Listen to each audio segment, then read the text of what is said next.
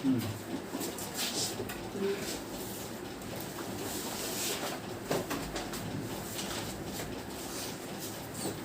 अभी अगला question, 3 question का बताया था 1.5 का, है ना।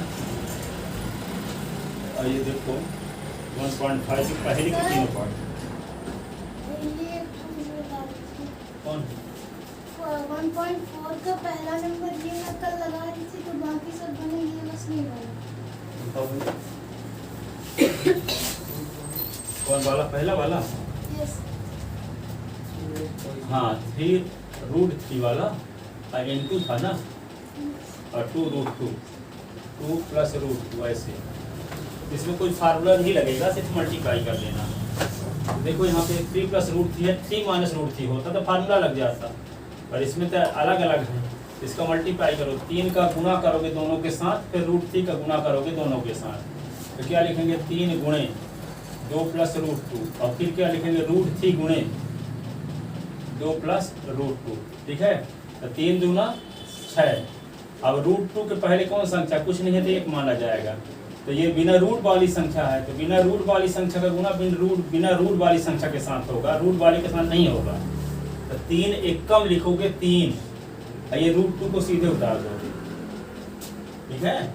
अब √3 का गुना करोगे 2 के साथ, तो √3 का गुना 2 के साथ होगा नहीं करेगा। √3 के पहले जो संख्या होगी उसका गुना होगा 2 के साथ। तो √3 के पहले कोई संख्या नहीं है तो क्या माना जाएगा, 1 है। तो 1 का गुना 2 के साथ, 1 2 के 2, और रूट से सीधे उतारोगे। अब √3 का गुना √2 के साथ हो जाएगा, तो दोनों रूट है, ठीक है। ब्राह्मण की शादी ब्राह्मण से हो जाएगी, सेम कास्ट के हैं, ठीक है ना। तो क्या होगा √3 का मल्टीप्लाई √2 के साथ हो जाएगा। तो क्या लिखोगे, रूट में लिखोगे 3 × 2, ठीक है। यदि बिना रूट वाले का, जैसे यहाँ 3 का गुना 2 के साथ हो गया 6, 3 का गुना √2 के साथ नहीं होगा, ये अलग कास्ट का है, ये अलग कास्ट का है, ठीक है, क्योंकि इसमें रूट नहीं लगा, इसमें रूट लगा है ना। तो इसका मल्टीप्लाई 1 के साथ होगा, √2 के पहले क्या है 1, ठीक है। तो इसका मल्टीप्लाई किसके साथ होगा, ठीक है। तो इसका मल्टीप्लाई 1 के साथ होगा, √2 के साथ नहीं होगा। तो 3 एकम 3, √2 के साथ नहीं होगा, इसके कर्मचारी के साथ होगा। तो √3 का मल्टीप्लाई के साथ, 3 एकम 3, √2 सीधे उतार दिए। √2 का मल्टीप्लाई 2 के साथ नहीं होगा, √3 के पहले जो संख्या है उसका गुना 2 के साथ होगा, क्योंकि बिना रूट वाली संख्या है। तो 1 का गुना 2 के साथ, तो 2, और √3 सीधे उतार दिए, ठीक है। अब √3 का गुना √2 के साथ तो हो जाएगा, क्योंकि दोनों रूट वाले हैं। तो रूट ये आ गया। अब इसको क्या लिखोगे 6 और +3√2,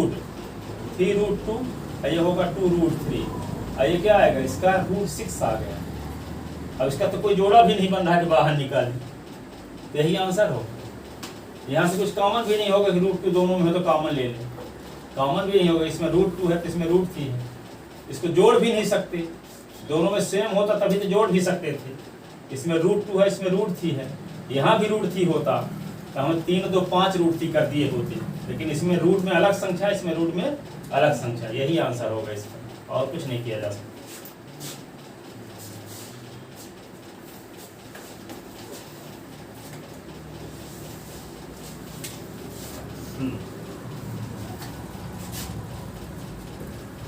कुछ ऐसे क्वेश्चन अनावश्यक रहते हैं जो कभी बोर्ड में भी नहीं आएंगे, तब टाइम इतना आप लोग लेट भी आए हो, तो कुछ अनावश्यक क्वेश्चन को छोड़ेंगे जो आएंगे नहीं कभी, जानते 100%, 99% भी नहीं, ठीक है।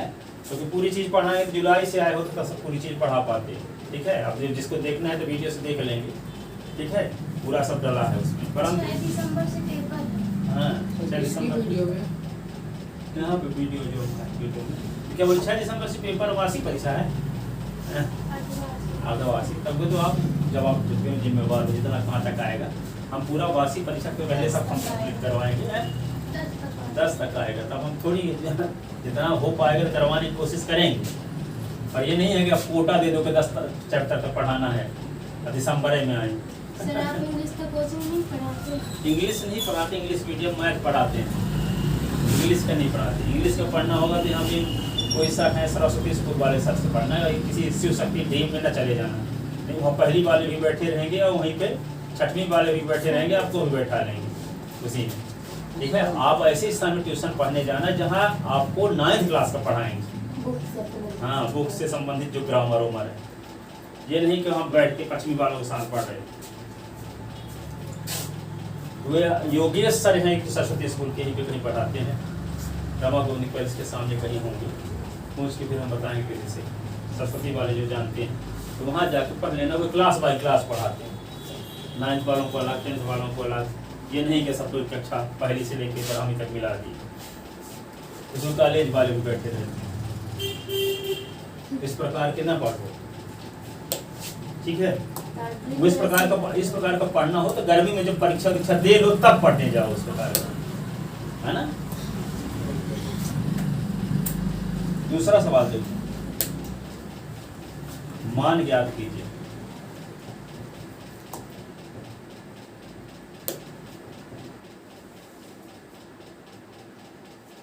नौ की पावर 3/2, इसका मान निकालना है तो 9 को क्या लिख सकते हैं, 9 का गुणनखंड करो तो 9 किससे कटेगा, जो उसका कटेगा ना 3 से कटेगा, 3 टिका 9 और 3 से कटेगा तो 1, तो 9 के स्थान पे लिख देंगे 3 × 3 की घात 3/2।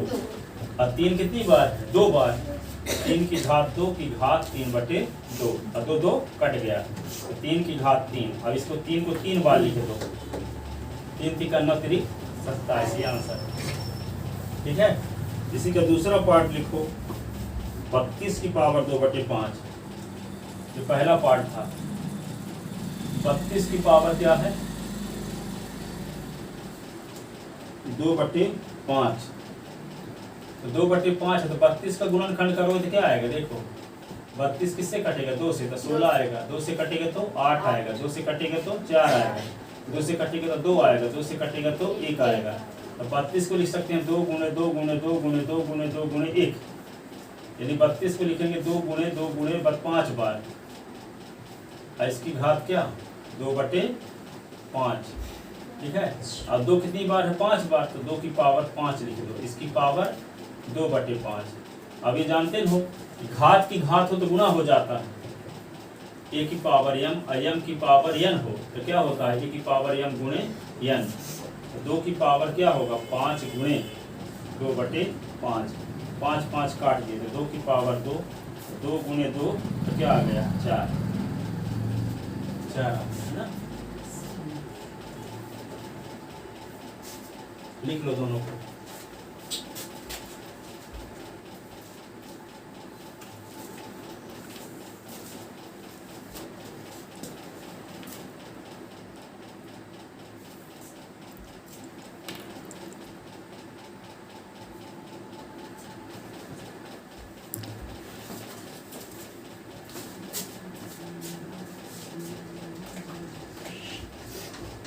इसी का तीसरा पार्ट देखो,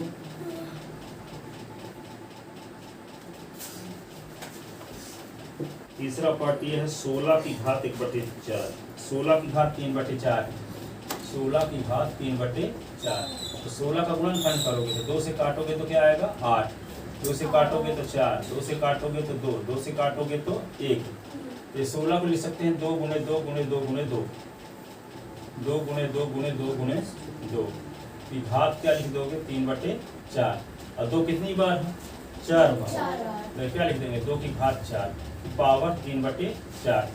अब यहाँ आप जानते हो a की पावर m और m की पावर n रहता है तो दोनों घातों का गुणा हो जाता है, ये क्या होगा, 2 की घात 4 × 3/4 और 4 4 कट गया, 2 की घात 3 तो क्या हुआ, 2 × 2 × 2 तो क्या आ गया, 8, क्या आ गया, 8, ठीक है। चौथा पार्ट क्या है, 125, 125 की घात क्या है, -1/3, माइनस है कि प्लस है, कुछ जानने में नहीं दे रहा क्या लिखा है, -1/3 है कि 1/3 है,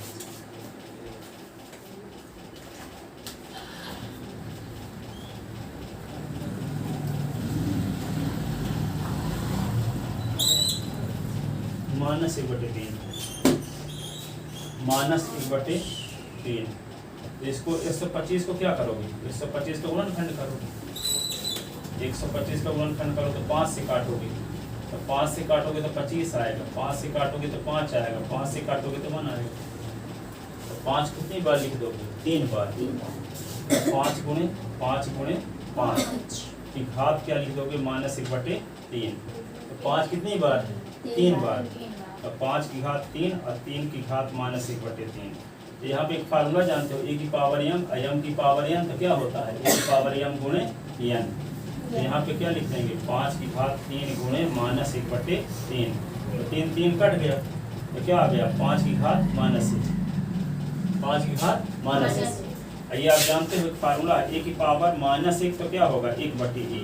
ए की पावर b की पावर -1 है तो क्या लिख दोगे? 1/b। c की पावर -1 है तो 1/c।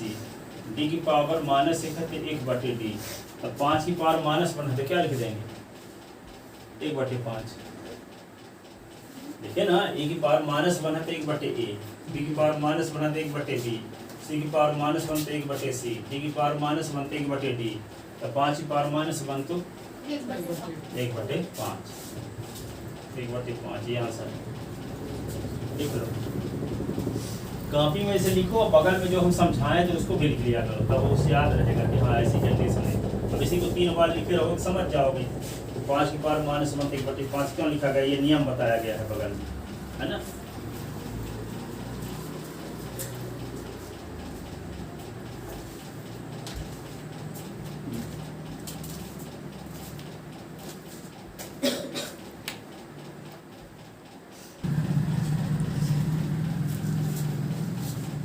अगला क्वेश्चन देखो,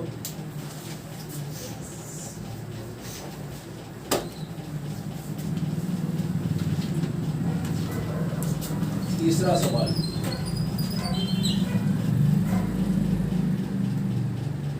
दो की पावर, तीसरे का पहला, 2 की पावर 2/3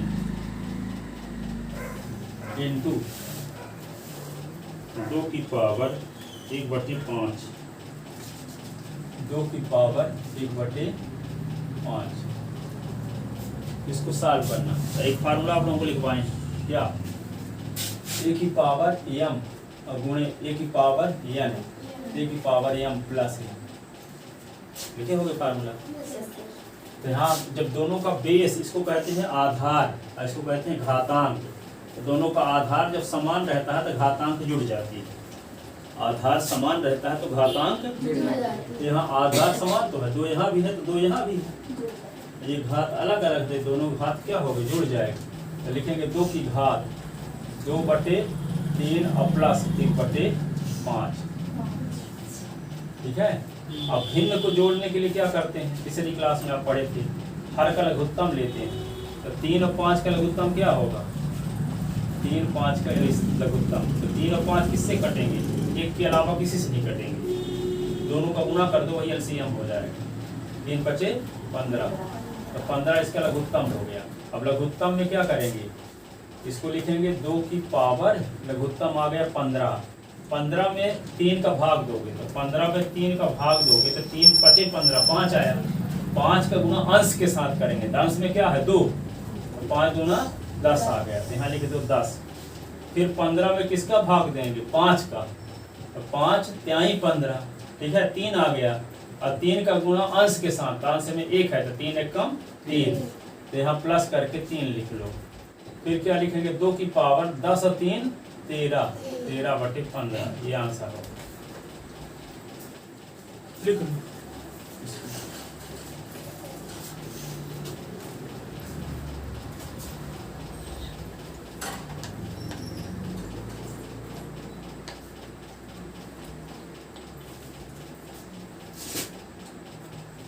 इसका दूसरा पार्ट है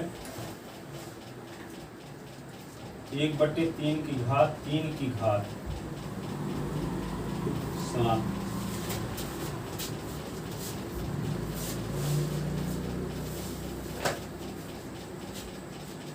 एक बटे 3 की घात 3 और पूरे की घात 7।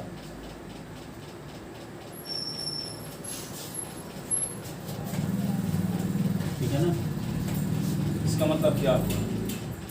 1 की घात 7, 3 की घात 3 की घात 7। 1/3 की घात 3 की घात 7। 1 की घात 7 क्या होगा? 1। 3 की घात 3 की घात 7 तो क्या होगा? दोनों का जैसे यहाँ एक अभी फार्मूला लग गया, a की पावर a/b की पावर n दिया है तो क्या हो जाएगा? a की पावर भी n और b की पावर भी n। तो पूरे की घात न 7 था, देखो पूरे की घात 7 था तो 1 की घात भी 7 होगी और 3 की पावर 3 की घात भी 7 होगी। तो 1 की घात 7 का मतलब 1 को 7 बार लिखो, तो एक बार 1 को 7 बार लिखोगे, गुणा करोगे तो क्या आएगा? 1 गुणे 1 गुणे 1 गुणे 1 7 बार लिखना, 1 2 3 4 5 6 ये 7 बार। अब इनका गुणा कर दो, क्या आएगा? 1 1 कम 1 1 कम 1 1 1 आएगा कि नहीं? 1 को 100 बार लिखकर गुणा करो तब भी 1 आएगा, 1 का 25 बार लिखकर गुणा करो तब भी 1 आएगा, 1 का 4 जितनी बार लिख करके गुणा करो तो 1 आएगा कि नहीं? तो यहाँ पे इसका मान क्या हो गया? 1 की घात 7 तो इसका मान 1 आएगा। और नीचे कौन सा फार्मूला लग जाएगा? देखो इसकी घात और फिर पूरे की घात, तो कौन सा फार्मूला लग जाएगा? ये वाला, a की पावर m और m की पावर n, a की पावर m गुणे n। तो ये घात की घात जब होता है तो गुणा ना हो जाता है, तो ये क्या होगा? 3 की घात 3 गुणे 7, तो 1/3 सचे 21, तो 3 की घात 21 हो गया ये, ठीक है? तो यही आंसर होगा। 1/3 की घात 3 की पावर 7 बराबर आंसर क्या आएगा? 3 की घात 21। ऐसे ये आंसर लिखिए।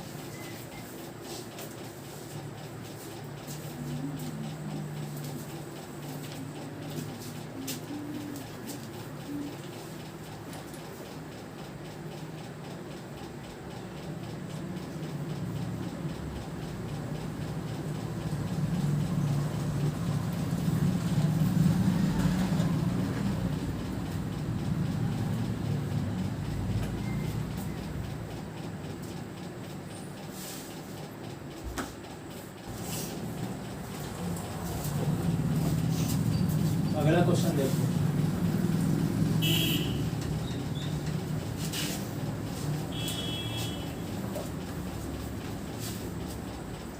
ग्यारह की घात 1/2 और 11 की घात 1/4, 11 की घात 1/2 बटे 11 की घात 1/4। एक फार्मूला आपको बताए हैं, a की घात m और a की घात n, तो a की घात m माइनस n। a की घात m भागे लिखे थे इसी को ना, भाग लिखो चाहे बटे लिखो, एक ही बात है।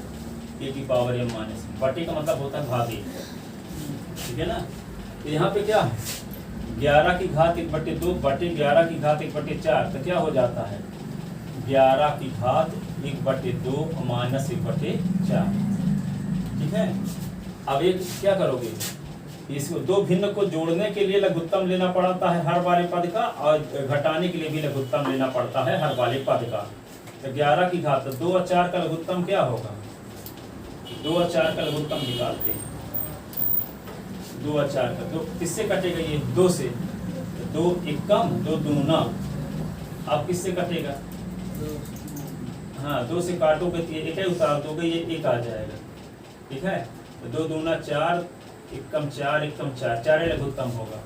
तो 2 और 4 का लघुत्तम क्या होगा? 4। अब 4 में 2 का भाग, 4 में 2 का भाग, 2 दूना 4, तो 2 आया, और 2 का गुणा अंश के साथ करोगे तो अंश में क्या है? 1, तो 2 एकम 2 लिख दिए।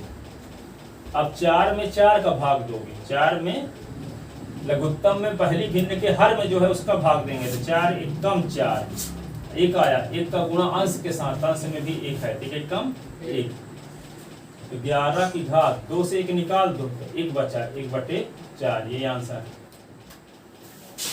लिख लो।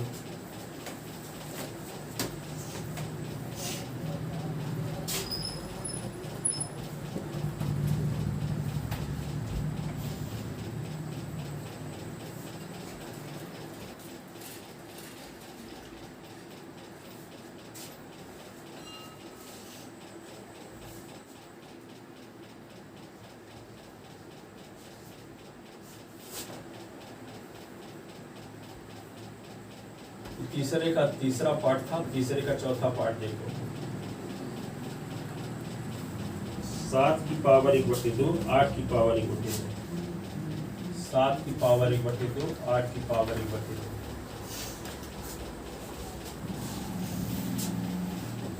ठीक है, और 7 की पावर 1/2, 8 की पावर 1/2, तो क्या हो, एक फार्मूला पढ़े हो, a की पावर n और b की पावर n, तो 1 गुणे b की पावर n।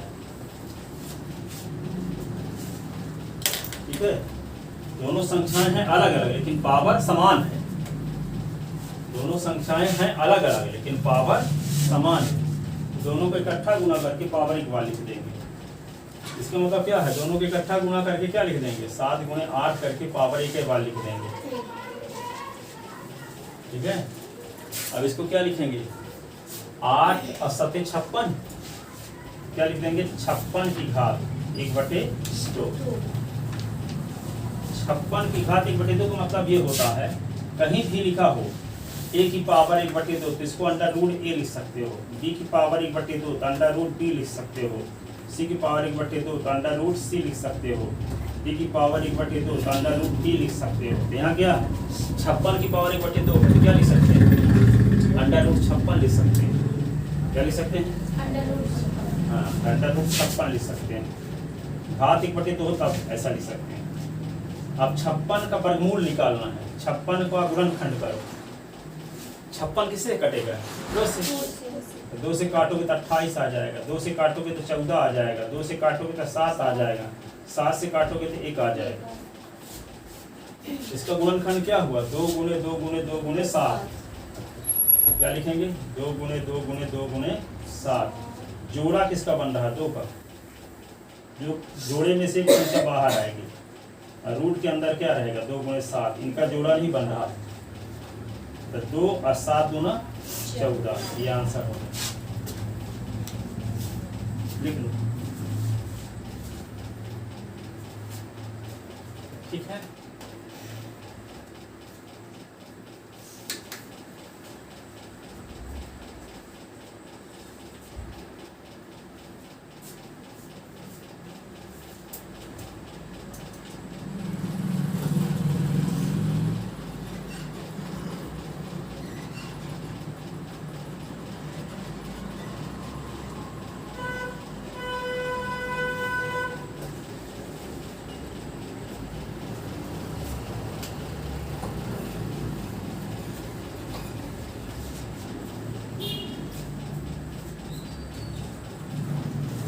आगे देखो, चौथा सवाल, चौथे का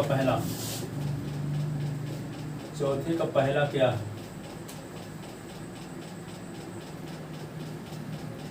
2 की पावर 2/3 और 2 की पावर 1/3, 2 की पावर 2/3 और 2 की पावर 1/3।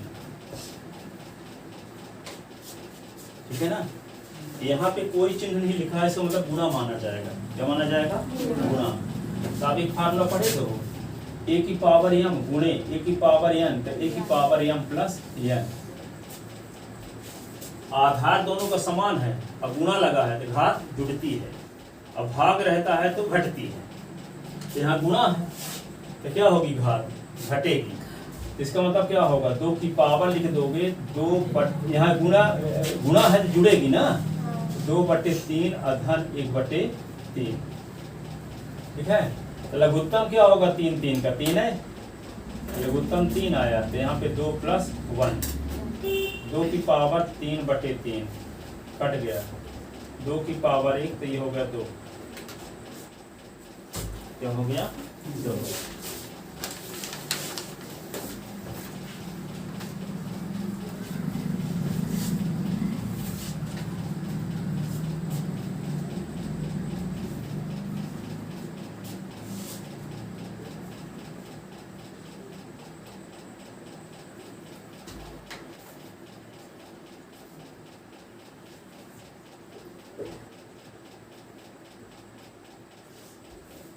इसका दूसरा सवाल है, 1/3 की पावर 3 की पावर 4 है।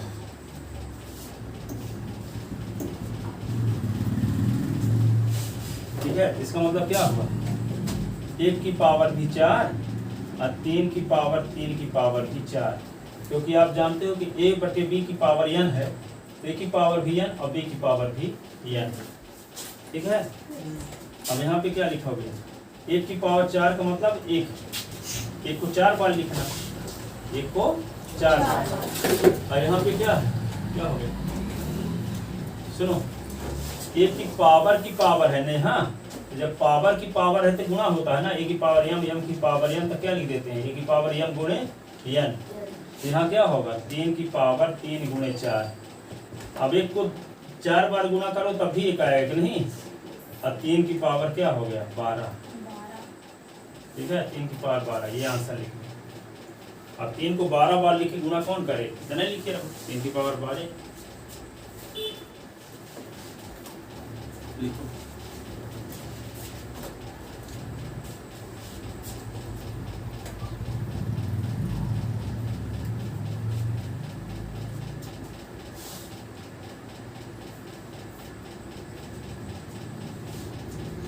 रोज देख देख कर ही उतारा करो 2 घंटे में क्वेश्चनों को, जैसे कॉपी बना रहे हो ना, इन्हें देख देख कर रोज लिखते रहोगे तो अपने आप बनने लगेगा। टाइम डालो 2 घंटे डेली मैथ में, और रोज देख कर उतारते रहोगे तब भी सब समझ में आने लगेगा कुछ समय बाद। अब देखते रहोगे तो कोई जवाबदारी नहीं है कोई क्वेश्चन बनेगा। मैथ लगाना पड़ता है रफ में, भले देख देख कर ही उतारो, परंतु ये नहीं कि लगा है तो आप देखते हो, हाँ टीवी भी सामने चल रही है।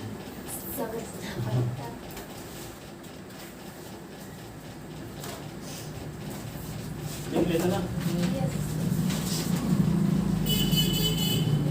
एक और क्वेश्चन है, 7 की पावर 1/5 और 7 की पावर 1/3, 7 की पावर 1/5 और 7 की पावर 1/3। देखो आधार समान है लेकिन भाग का चिन्ह है ना बटे में, बताए थे। a की पावर m है, a की पावर n है तो a की पावर m माइनस n होता है। गुणा में तो प्लस होता है, भाग में माइनस। बटे का मतलब होता है भागे, है ना। यहाँ बटे है तो इसका मतलब इसमें इसका भाग आए है, तो क्या होगा, 7 की पावर 1/5 और माइनस 1/3। ठीक है। अब 5 और 3 का लघुत्तम लोगे तो 5 3 किसी से कटते नहीं है, तो 5 का गुणा कर दोगे तो लघुत्तम आ जाएगा, 5 4 15। 1 के अलावा किसी से दोनों नहीं कटते, तो 15 एलसीएम आ गया। तो 7 की पावर क्या लिखेंगे, 15 लघुत्तम, 15 में 5 का भाग, 15 में 5 का भाग, 5 3 15, 3 आता है, 3 का गुणा 1 के साथ, 3 1 कम 3। फिर 15 में किसका भाग, 3 का, तो 3 5 15, तो 5 आता है, 5 का गुणा 1 के साथ, 5 1 कम 5, ये होगा 5 माइनस 5। ठीक है। तो यहाँ क्या लिखेंगे, 7 की घात 3 माइनस 5 होगा -2/15, -2/15। यदि आप निगेटिव पावर को पॉजिटिव करना चाहते हो, a की पावर माइनस है तो 1/a की पावर n, पॉजिटिव करना है तो 1/, करना पड़ेगा। तो क्या करेंगे, 1/7 की पावर 2/15, 1/7 की पावर 2/15।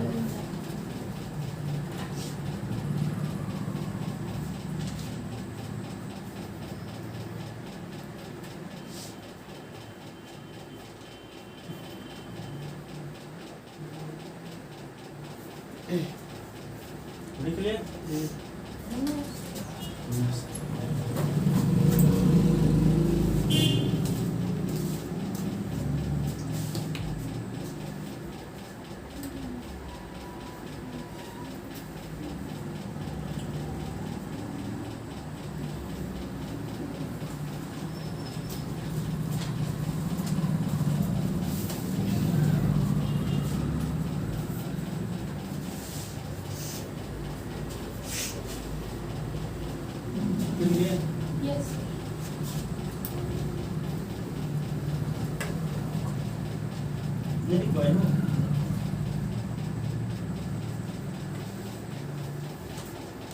ये चैप्टर अब खत्म हो गया, अब सेकंड चैप्टर की शुरुआत लेने का, और एक स्टोरी के साथ समाप्त करते हैं। एक भिखारी था जो हमेशा वहाँ जाता था, नहीं भिखारी बन, एक मान लो पहले पूर्व जमाने में एक जो मूर्तिकार था वो एक पत्थर से जाके बात करता है। मूर्तिकार किससे जाके बात करता है, पत्थर से। क्या कहता है कि मैं आपको आपके ऊपर हथौड़ी चलाऊंगा, छैनी चलाऊंगा, आपको घिसूंगा, कष्ट दूंगा, कि आप ये कष्ट सहने के लिए तैयार हो? तो वह पत्थर मना कर देता है कि हम ये सब कष्ट सहने के लिए तैयार नहीं। तो वही मूर्तिकार दूसरे पत्थर से जाकर बात करता है कि मैं आपके ऊपर हथौड़ी चलाऊंगा, आपको घिसूंगा, आपको कष्ट दूंगा, क्या कष्ट सहने के लिए तैयार हो? तो दूसरा वाला पत्थर तैयार हो जाता है।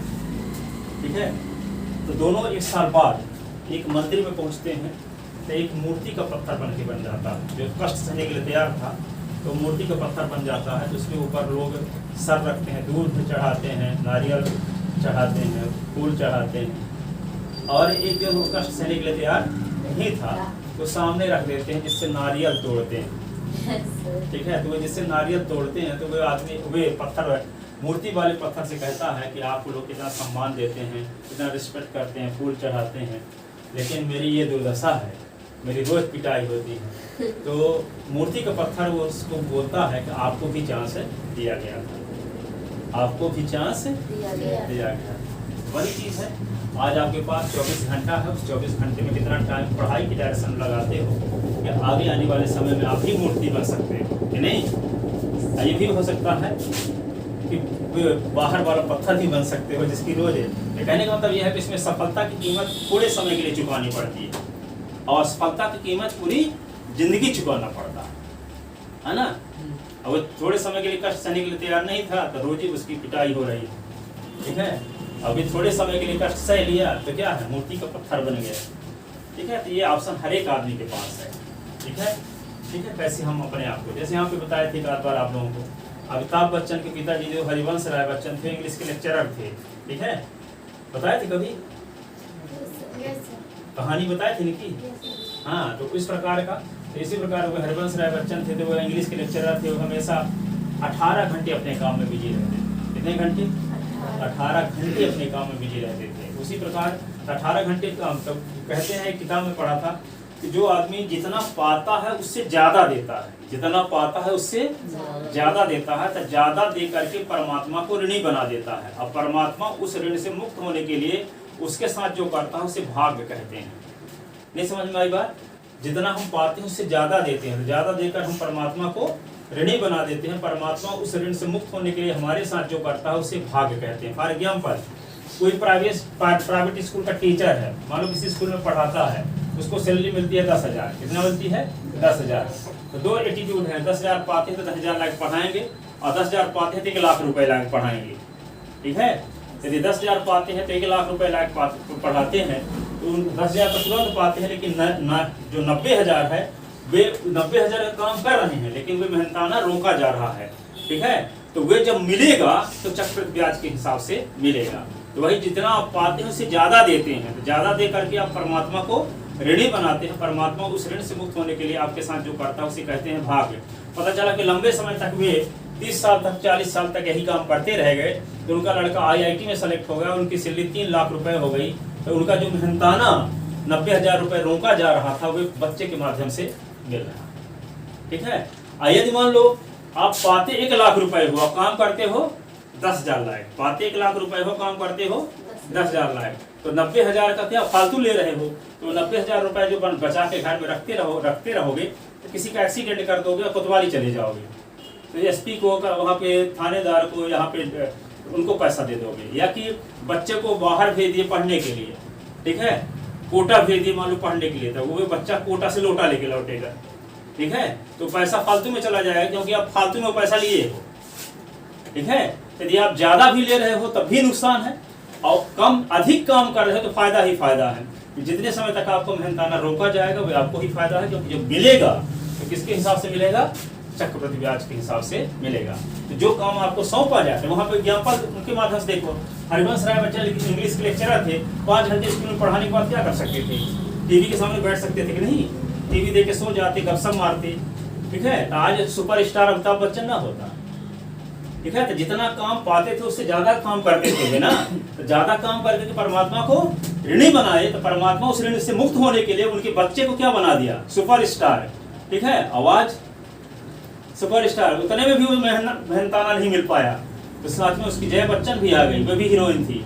फिर उतने में भी मेहनताना नहीं पूरा हो पाया, तब शेख बच्चन के साथ ऐश्वर्या राय भी आ गई 4-4 बंगला लेकर के। तो वे मेहनताना का फल देखिए, और वे लेक्चरर थी। अब कोई ये कह सकता है कि हम इंग्लिश के लेक्चरर हैं तो क्या कर सकते हैं, थोड़ी एक्टर बन सकते हैं। आपके पास 24 घंटा है, उस 24 घंटे में आप पूरे 18 घंटे का यूज करो, आप भी ड्रीम बना लो, हमको एक्टर बनना, आप ही बन जाओगे, ठीक है। पर बशर्ते आपके पास जो टाइम दिया गया उस टाइम को पूरा उपयोग करो पढ़ाई की डायरेक्शन में। व्हाट्सएप में बिजी ना रहो, गपशप में ना बिजी रहो, फालतू टाइम लॉस ना करो, इससे कुछ नहीं होने वाला, ठीक है।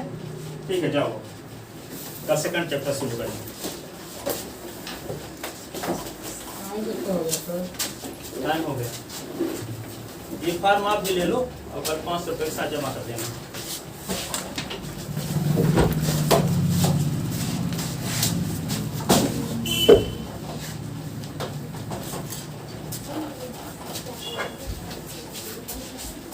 निकलो।